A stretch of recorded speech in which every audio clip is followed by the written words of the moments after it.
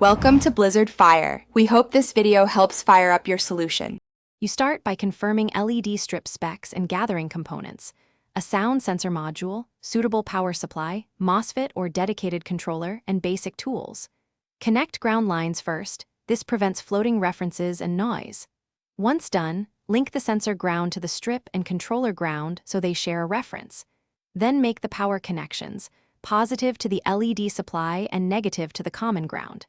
Make sure connections are solid, insulated, and that the power supply matches the strip's voltage and current rating. Next, configure the sound sensor and controller for reliable response.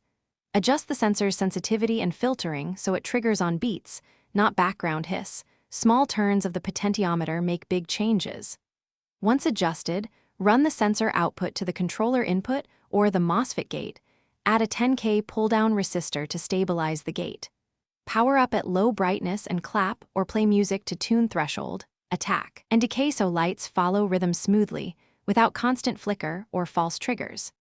To finish, securely fasten every connection, add heat shrink or tape, and mount the mic module where it receives clear audio, away from the strip's electrical noise. Once powered, confirm brightness scaling and timing settings.